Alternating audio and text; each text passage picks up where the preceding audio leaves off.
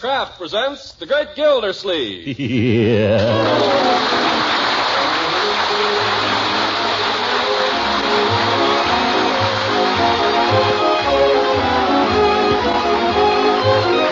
Kraft Cheese Company will also bring you Bing Crosby every Thursday night.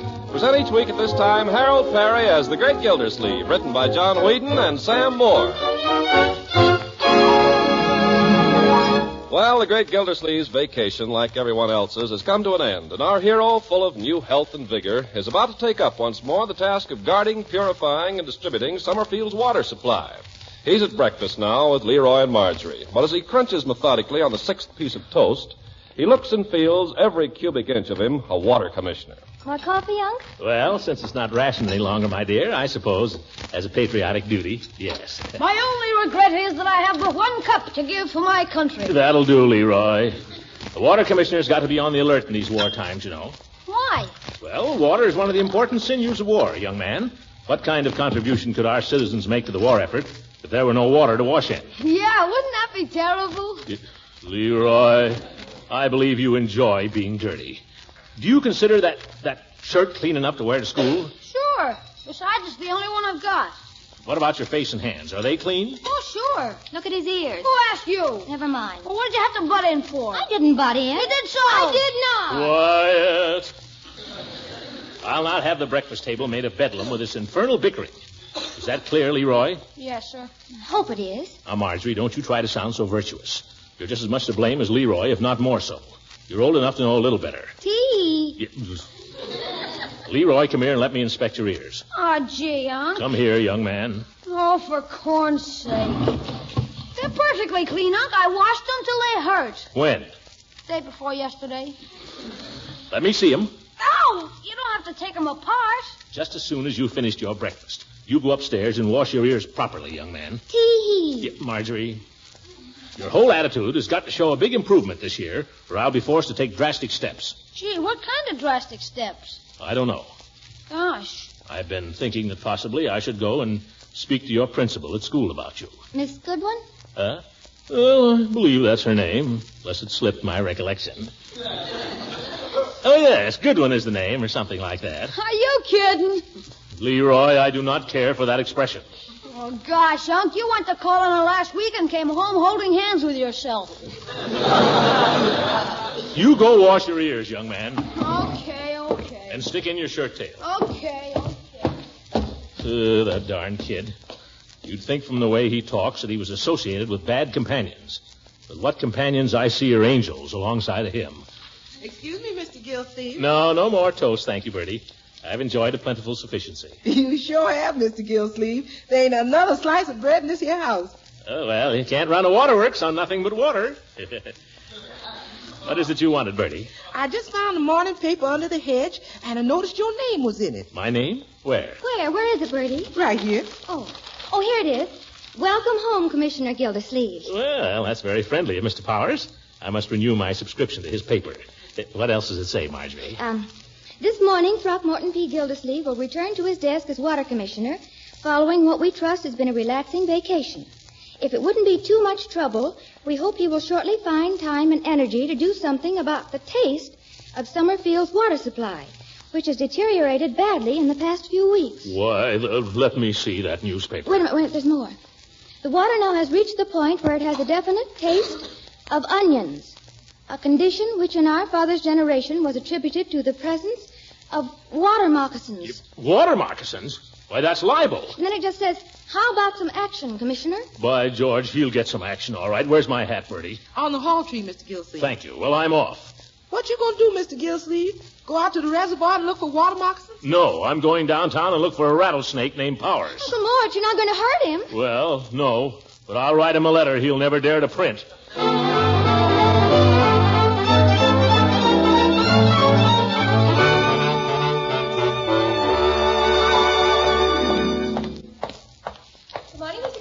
Morning. Good morning, Mr. Commissioner. Morning. Good morning, Commissioner. Morning. Good morning, Mayor. Fine morning. Yes. Pleasant vacation, I hope. Oh, yes, very pleasant. But glad to be back on the job. Your secretary will tell you that I've called a little meeting in my office this morning, just the heads of departments. 9:30. Hope you can make it. Oh, yes, sir. Yes, sir. I'll be there. Good. See you then. What does he want with me? Powers is back of this. Powers and his so-called newspaper. Well, by George, if there's anything wrong with that water, I'll drink it. No, I'm wearing it up now, Mabel. Still on the telephone. Well, I'm wearing it up now. I wore it down for a few days, but then I decided to look better up, so now I'm wearing it up. Of course, Herbie likes it down, but I've decided now I don't like Herbie. Bessie. Oh, I'll call you back, Mabel. Mr. Gildersleeve, you're back from your vacation. And you're right where I left you 2 weeks ago, on the telephone. I know, the service is terrible. I guess it's the war. I was saying only the other day that... Could I interrupt your analysis of the situation long enough to take a letter? Oh, yes. I'll just get my book. Letter to Mr. Frank Powers, editor of the Summerfield Indicator. Dear Mr... Where are you going? My book. I had it here somewhere. Oh, for goodness sake. Oh, I found it. It was right under the flower pot all the time. Naturally. Let's see now. Where was I? Oh, it leaked on it. Bessie, I'm trying to dictate a letter. I'm sorry. To the editor of the Indicator. Dear sir. Now what? I have to sharpen a pencil. Bessie, have you ever thought of going into war work? You'd make a wonderful bottleneck. You just say that. There. I'm ready now. Well, I'm not ready. I'm all out of the mood. Doggone it, now I gotta go back and get mad all over again. The water tastes bad, huh? Man says the water tastes bad. Oh, it tastes bad, does it? Bessie, bring me a glass of water. Yes, Mr. Gildersleeve. Yellow Journal. Talk about leaving a bad taste in the mouth. Powers ought to read some of his own editorials. Here you are, Mr. Gildersleeve. Oh, paper cups now, huh? Mm-hmm. We got those while you were away. We'll just see now. Do you like it, Mr. Gildersleeve? Bessie, you're my witness. I never tasted finer drinking water in my life. Cool, clear, and refreshing. That's what the man said. What man? The man who brings the bottles every week. Bottles? Bessie, what are you doing with bottled water in this office? Well, the tap water got to tasting kind of funny, so I had them put in a cooler. Get that thing out of here. Hello. Oh, tell His Honor I'll be right down. Sorry to keep him waiting. Well, I guess I've got to face it. Bessie, get that water cooler out of sight. If anybody wants me, I'm going down to the mayor's office. Oh, Mr. Gildersleeve.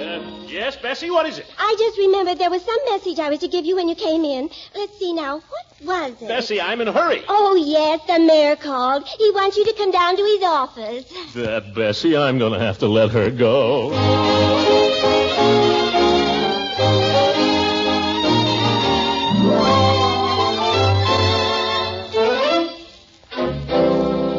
Gildersleeve, you know all these gentlemen, I believe. Judge Hooker. Oh, sure. Hello, Gildy. Mr. Halloran, Mr. Peel. Hi. And here's Mr. Powers. Now we can proceed. Morning, Mr. Mayor. Well, Gildersleeve, we had a little notice about you in our editorial column this morning. I saw it. No hard feelings, I hope. You'd like to know my feelings, just step outside with me for a moment. All right. Let's get down to business now, gentlemen. Just be sure you don't make any charges you can't prove, Powers, that's all. There's such a thing as libel, you know. Yes, and there's such a thing as freedom of the press. Come, gentlemen, we have important business. I brought you all together here to discuss something that reflects serious disgrace upon the town of Summerfield. Mr. Mayor, if you're referring to the water department... Nobody's talking about the water department. I'm talking about the third war loan drive and Summerfield's part in it. Frankly, our showing so far is way below what it should be. I think there's a reason for that. The reason is that we're all lying down on the job. Speak for yourself, Powers. No, I think the reason is we're not properly organized. We've got to figure out where the money is and go after it. Now, the First National of Summerfield. Does anybody know how much they bought? Oh, you're all wet there, Judge. It isn't the banks. They're only a drop in the bucket. It's the people who've got the money. It's the $25 and the $50 bonds that add up. All right, how are you going to sell them? You know so much. How would you go about it? Well, you all know what they're doing over in Riverton. They've pledged themselves to sell enough bonds to build a gunboat, the USS Riverton, and they've already gone halfway to their quota. It's working over there. That's why the Indicator started this campaign to get Summerfield to build the USS Summerfield. Which is nothing but a publicity stunt for the Indicator, and you know it. Oh, now, Mr. Gildersleeve, I think you owe Mr. Powers an apology. Powers owes me an apology. I suggest we forget our personal differences and get on with the bond drive.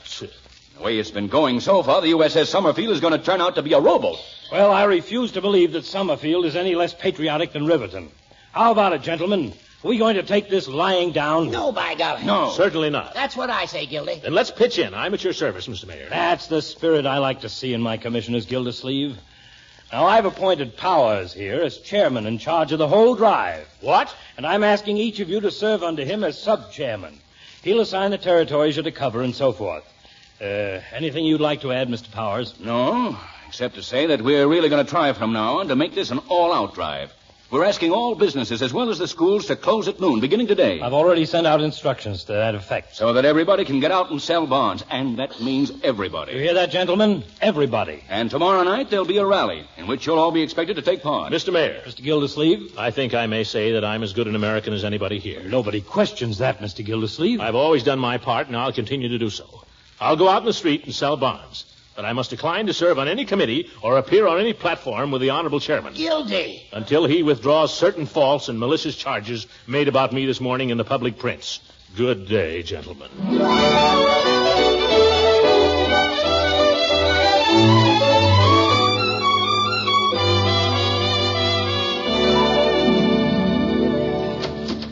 Who's that?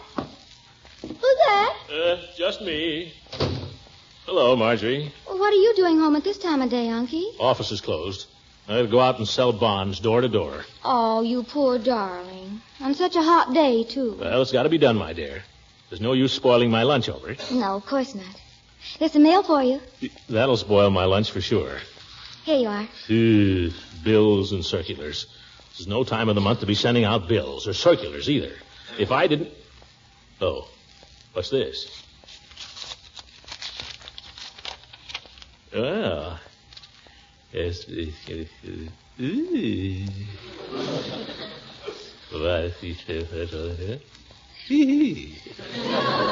Well, what do you know about that? Sounded pretty good from here. What is it? Oh, nothing really. Only gratitude is such an unusual thing that, well, I'll read it to you. It's from that Miss Goodwin, Leroy's principal. Oh. No, nothing like that. No. Just a nice letter, my dear. Yes. Yes. Dear Mr. Gildersleeve, I've just learned the true motive behind your call on me last week. You need not have gone to such pains to spare my feelings. A progressive teacher soon learns to expect opposition from some of the parents. But it's seldom she has the good fortune to have one of them rise so generously to her defense as you did. I'm very grateful, believe me, and hope soon to have a chance to thank you in some more personal way. Sincerely yours. Isn't that nice? Sure, but I don't get it. Well, some busybodies objected to her being put in as principal. Oh. They delegated me to take steps. But as soon as I called on her, I could see at a glance she was a fine educator. So I told her to pay no attention to them. Oh. You know, I think I ought to go over and see her this afternoon. Thank her for this note. Don't you think so? Gosh, no. Why should you? Well, gratitude is such a rare thing, my dear. It should be encouraged. But, Unc, I thought you were going to sell bonds. Bonds? Oh. Well, this is right on the way to my territory. Bet you never make it. Yeah. I have to run now. Goodbye, dear, and be careful. Don't worry about your old uncle. I'll see you at supper. Let's see now. What did she say? I'm very grateful, believe me, and hope soon to have a chance to thank you in some more personal way. Well, I think I'll give that lady a chance to make good on that promise.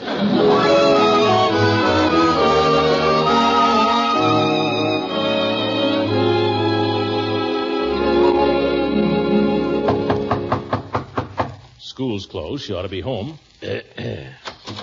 Why, Mr. Gildersleeve, what a pleasant surprise. Come in. Thank you. I got your note, Miss Goodwin, and I thought I'd drop around. Oh, well, when I heard what you'd done, I simply had to write to you. It was really nothing. Anyone interested in education would have done the same thing. Oh, well, I don't believe that. I think you were very brave and wonderful to do it. You do? Well, I think you're a very wonderful grammar school principal.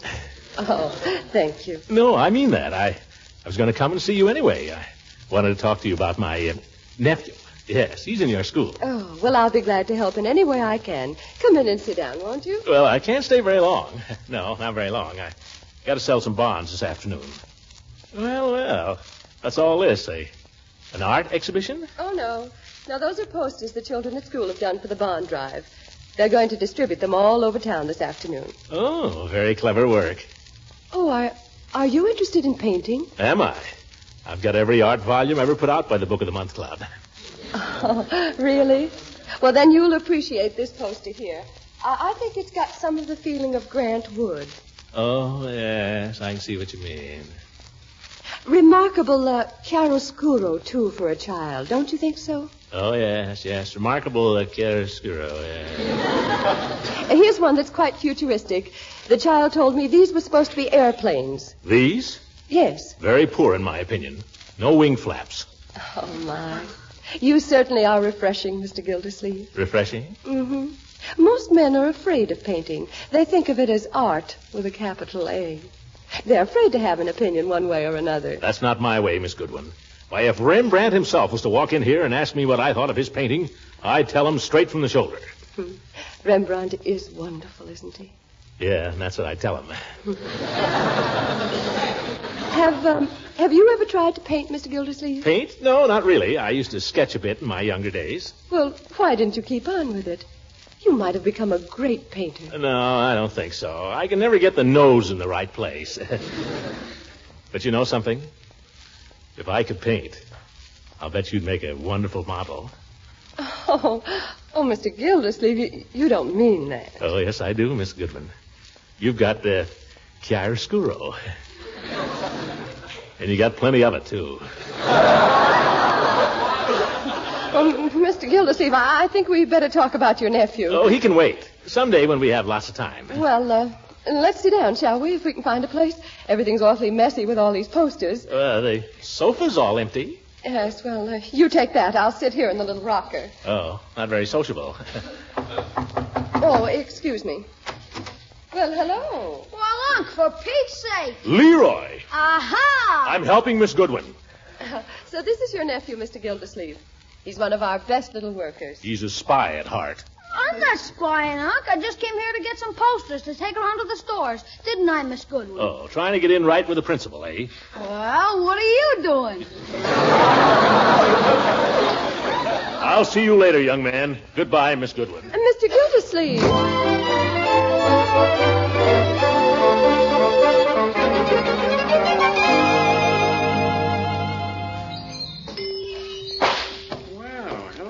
Gildersleeve. Oh, hello, Peavy. I'll be right with you. Just finishing up a prescription here. How are you, Mr. Gildersleeve? Peavy, I'm tired. I thought I'd just drop in for a moment and rest my bones, if you don't mind. Yeah, not at all. Sit down there at the counter. Up a little late last night? No, just tired. It's this bond drive. House-to-house stuff, you know. Very wearing. No, you've been out soliciting. Yeah, that's it. Haven't actually started yet, but I get tired just thinking about it. I know how it is. Whenever I hear they're starting a new drive, I lay in a good stock of footies. Say, you wouldn't want to buy a bond, would you, Peavy? Well, I'll tell you. That's all right. This isn't my territory anyway. I just thought I might sell one while I'm sitting here. Well, I'd like to give you my trade, Mr. Gildersleeve, but the fact is you're a little late. Your nephew Leroy was in here and signed me up at the crack of dawn. That kid is everywhere. You know something, Peavy? Maybe I shouldn't say this, but I'm getting tired of this war. I'm getting tired of hearing about it. Well, I guess we all are, but... I'm getting tired of a lot of things. Getting tired of these energetic women. Always doing things. Always winning the war and making posters. That's not what women are for. Well, no, I wouldn't say that. I mean it. I like a woman who's a little old-fashioned. I like a woman who isn't too busy to, well, be charming. You know. Mm-hmm. I like a woman who's feminine. I like a woman who... You just like women. No. It happens you're wrong, Peavy. I'm a one-woman man. Well, maybe you are at that. Tell me, do you ever hear from her? From who? Mrs. Ransom. When is she coming back? Who said anything about Mrs. Ransom? Well, I'm sorry. My mistake. Yeah. You're barking up the wrong tree, Peavy. That's all over and done with. Yep. That chapter in my life is a closed book. But I might just go back and take a peek. Hi, Unc. Leroy, are you following me? What are you doing here? I brought Mr. Peavy a poster for his window. What are you doing here? I thought you were going to go out and sell bonds. What I do is my affair, young man. I'll tell teacher. All right, I'm going, Legree. Oh, Mr. Gildersleeve, will we see you at the rally tomorrow night? No, Peavy, you will not see me at any rally conducted by Mr. Powers. I'll win this war my own way.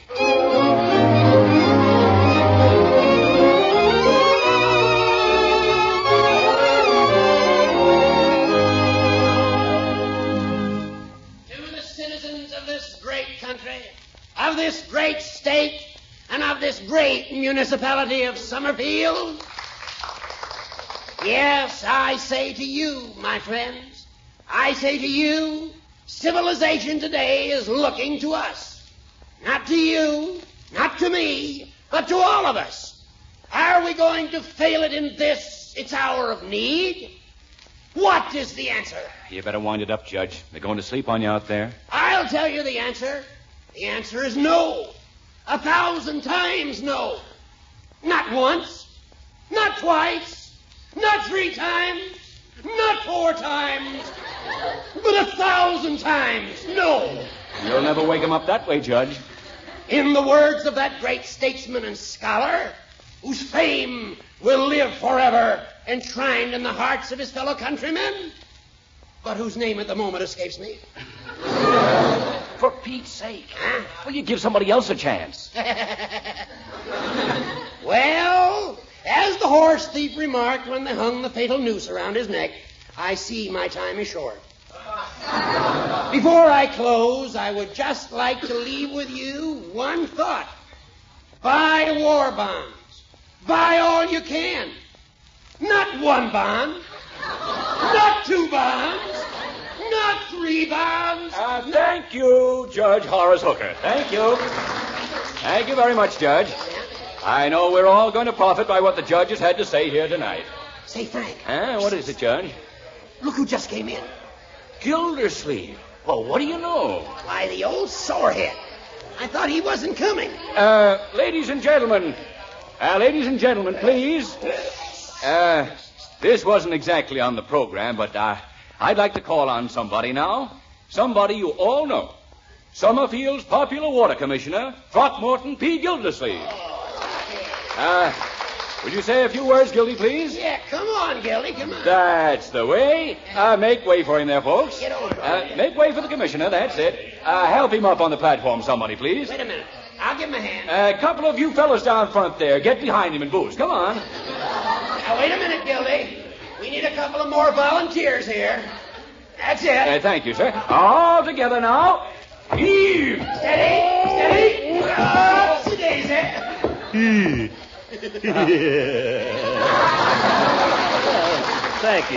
Thank you. I just want to say, folks, that Gildersleeve and I have had our little differences from time to time.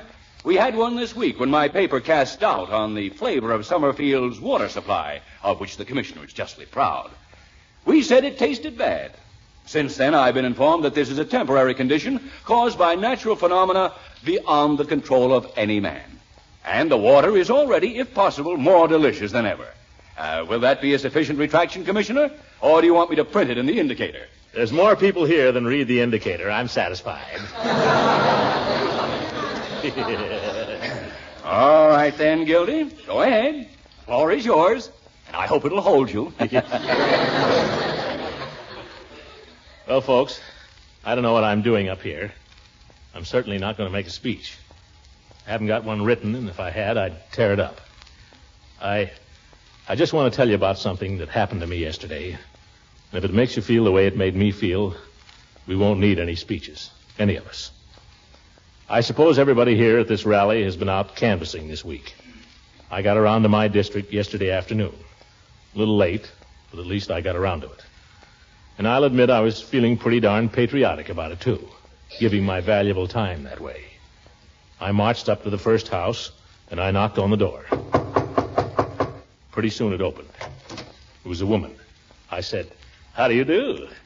You're the lady of the house, I presume?" Yes. Mrs. Kirk, is it? Yes, that's right. Well, Mrs. Kirk, I'm Mr. Gildersleeve. I'm calling in connection excuse me, please. I've got something on the stove. I'm afraid it's boiling over. Come in, won't you? I'll be right back. Oh.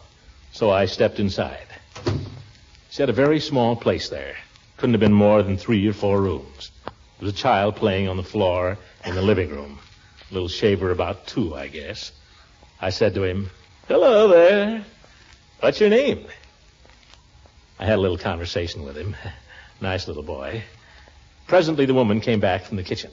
Well, I'm so sorry. Not at all. I was just talking with your son here. Fine lad. Oh, goodness, that's my grandson. Oh, well, it's hard to believe. Such a young grandmother.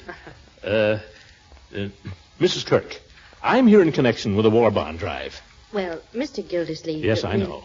You've bought bonds. We all have. Personally, I've been investing all I can spare regularly. But are we doing enough? Are we doing all we can? Well, I try. You see, I know. We all try. That is, we think we do.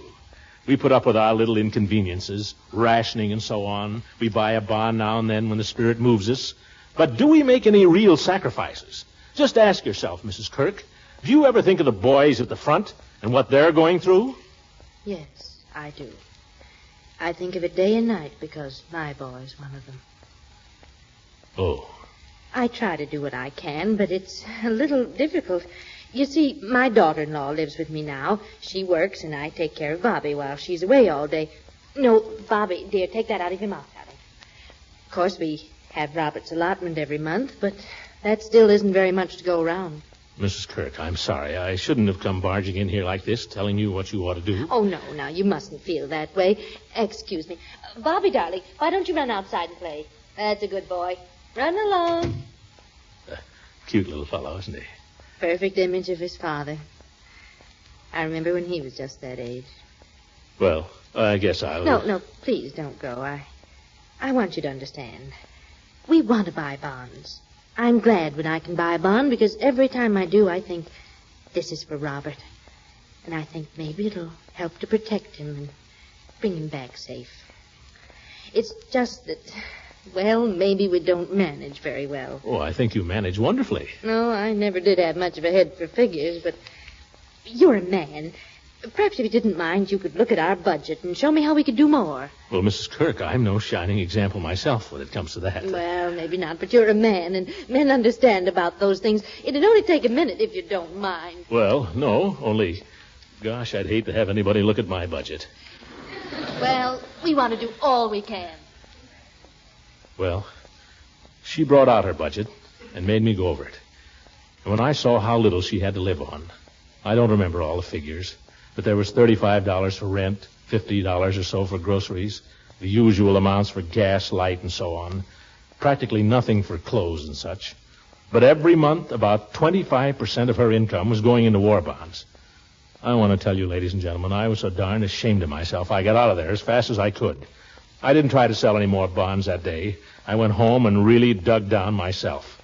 And if everybody else in this town will do the same, we won't need any more rallies. And there won't be any question about the USS Summerfield. We'll show Riverton we can build a gunboat just as big as theirs and bigger. Why, we'll build one big enough to sink theirs. Hey, wait a minute, Gildy. Huh? Summerfield and Riverton are on the same side in this war. Oh, yes, I forgot.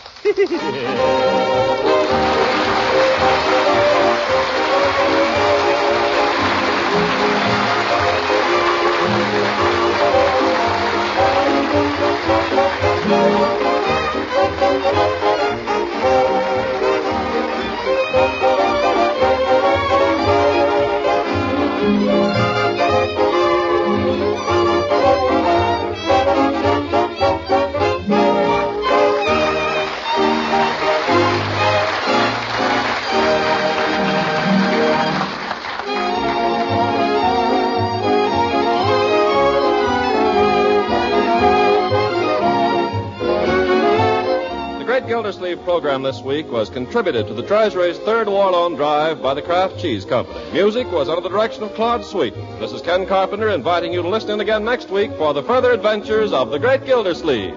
This is the National Broadcasting Company.